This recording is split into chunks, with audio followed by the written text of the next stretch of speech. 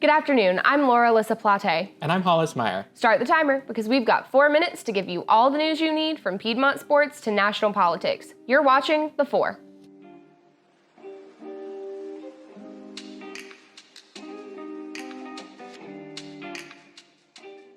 You all had a wonderful 4-day weekend and are getting back into the swing of things nicely. This weekend, Piedmont will be hosting Dia de la Familia on Saturday. We'd like to extend a warm welcome to the friends and family of Piedmont students that will be visiting tomorrow. Zeta Tau Alpha is hosting a Pink Out 5K on Saturday, October 26th to benefit breast cancer research. You can register online for $10 or the morning of for $15. Registration starts at 8:30 in the Mize and the race begins at 9. Walkers, strollers, and puppies are welcome. Alpha Sigma Phi will have a $5 car wash fundraiser on Saturday, October 27th in the Burger King parking lot from 11:30 to 3. Piedmont's 5th annual Trunk or Treat will take place later Sunday, October 27th in the Swanson Center. Come by and join Piedmont Res Life for this year's theme, Adventures in Candyland.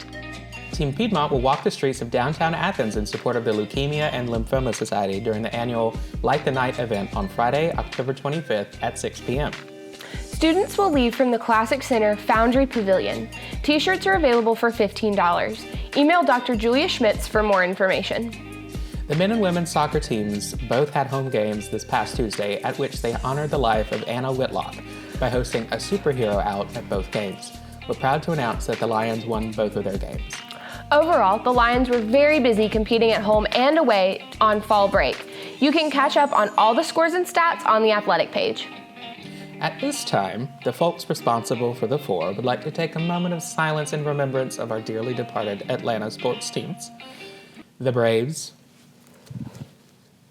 the Falcons, and the Georgia Bulldogs. On the bright side, the Nationals are doing fantastic in their World Series run, which makes them the only thing in the DMV area that isn't a gigantic dumpster fire. Woefully true. The Democrats had their 4th debate this week in Ohio with a record 12 candidates on the same stage. This week's debate was an important opportunity for centrists to break through after the polls have shifted in the past few weeks. Bernie Sanders was back on the campaign trail for the first time after undergoing heart surgery and related recovery. Pete Buttigieg and Amy Klobuchar took this opportunity to break from the pack and prove they are in it for the long haul. Mayor Pete especially being tapped as presidential for the first time in his campaign.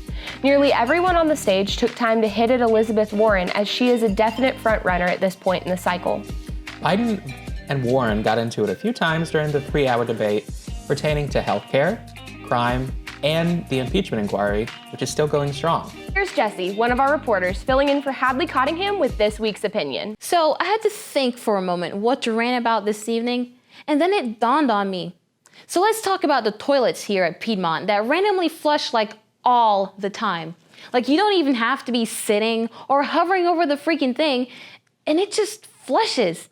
You walk past the toilet, it flushes. You open a stall, it flushes. And you look at it, you guessed it, it flushes. Such a waste of water going down the sewer every single moment is preventable. Something must be done about this to conserve the water of our community. Perhaps something about the censors?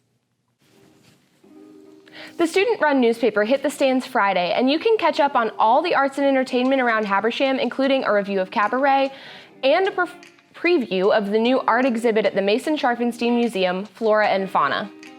Good news for dog lovers. A recent study has shown that people who own dogs are more likely to live a longer and happier life than people who don't. Having pets in general has also been shown to increase the health of children during their formative years because they are introduced to a wider variety of germs than their petless peers. That's great news. I'll take 4. And you should really consider investing in a few as well, seeing as how your immune system functions about as well as Congress. That was unnecessary. But am I wrong? No. Well, that's The 4. Join us next week for more news brought to you by The Roar.